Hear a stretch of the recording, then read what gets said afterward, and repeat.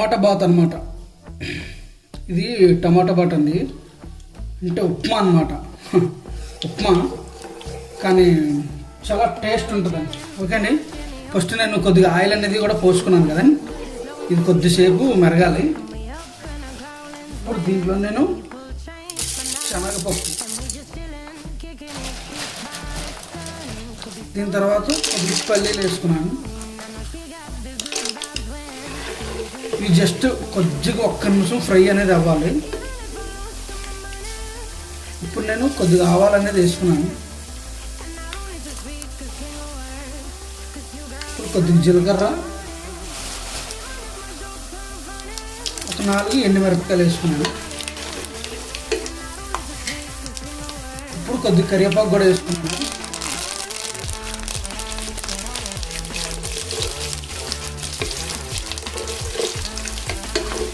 ఇది కొద్దిగా శనగపప్పు ఎర్రగా వచ్చేంత వరకు వేపుకోవాలండి ఇది. ఇప్పుడు నేను ఆనియన్ అనేది ఈ టైప్లో కట్ చేసుకున్నాను అండి. ఆనియన్ అనేది వేసుకున్నాను.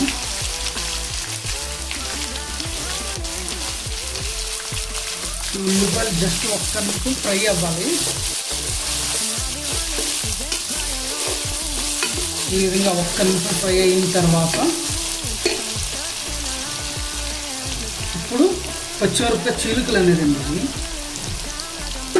పచ్చిమిరపకాయ చీలికలు అన్నమాట. ఓకే, ఇది ఫ్రై అవ్వాలంటే ఒక నిమిషం టైం పడుతుంది, తర్వాత తెలుస్తాను. చూసారు కదా, ఉల్లిపాయ అనేది వేగింది కదా. ఇప్పుడు నేను కొద్దిగా అల్లం వెల్లుల్లి పేస్ట్ అండి, ఇది లైట్గా కనిపించేటట్టు వేసుకున్నాను. ఇప్పుడు జస్ట్ ఒక చిటికెడు మాత్రమే పసుపు అండి, ఇది చిటికెడు పసుపు కూడా వేసుకున్నాను, గుర్తుంచుకోండి. అప్పుడే మనకి ఒక డిఫరెంట్ కలరు టమాటా బాత్ యొక్క ఒరిజినల్ కలర్ వస్తుంది అన్నమాట మనకి. ఓకే, ఈ అల్లం పేస్ట్ అనేది ఫ్రై అయింది కదా. ఇప్పుడు నేను ఒక 3 టమాటాలు ఇదిగోండి ఈ టైప్లో కట్ చేసుకున్నాను. 3 టమాటాలు దీన్ని కూడా వేసుకోవాలి.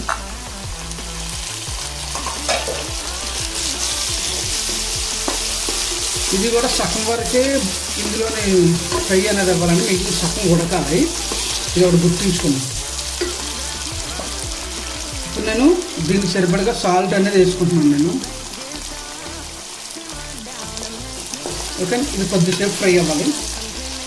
చూసారు కదా, టమాటా అనేది హాఫ్ బాయిల్ ఫ్రై అయ్యింది కదా. ఇప్పుడు ఇందులోనే నేను జీడిపప్పు అనేది యాడ్ చేసుకుంటున్నాను. ఇది అడిషనల్ టేస్ట్ కోసం అనమాట. మీకు ఇష్టం ఉంటే యాడ్ చేసుకోవచ్చు, లేకపోతే లేదు. మీకు జీడిపప్పు కావాలనుకుంటే యాడ్ చేసుకోవచ్చు, లేకపోతే లేదు. నేనైతే ఇప్పుడు యాడ్ చేసుకుంటున్నాను.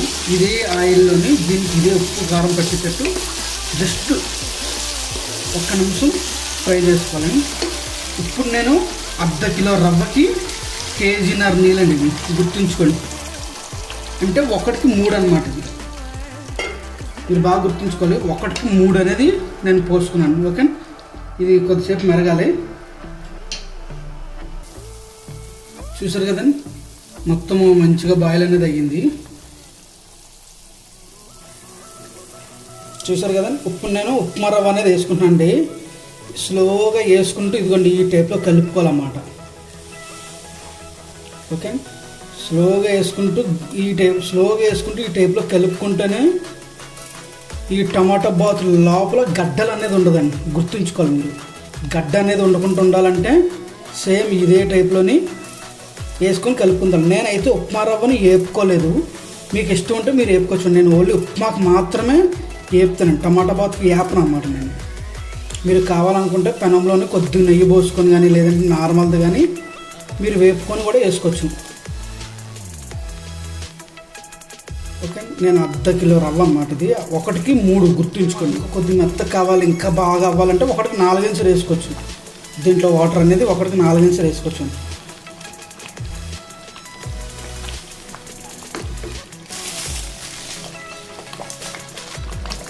ఓకే, దీంట్లో వేసుకోవాలి. నెక్స్ట్ సిమ్లో పెట్టుకోవాలి.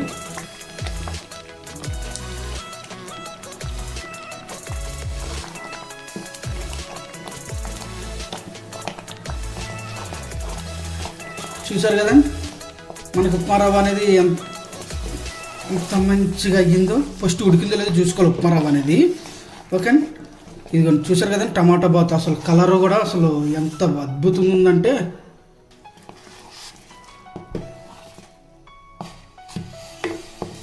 టైప్లో ఫ్రై అయిన తర్వాత ఇప్పుడు నేను దీంట్లోని నెయ్యి అనేది యాడ్ చేసుకుంటున్నాను. ఒక రెండు టీ స్పూన్లు. నేను ఒక 2 టీ స్పూన్లు నెయ్యి అనేది యాడ్ చేసుకున్నాను. ఓకే, ఇప్పుడు లాస్ట్ ఫినిషింగ్ కొద్దిగా కొత్తిమీర అండి.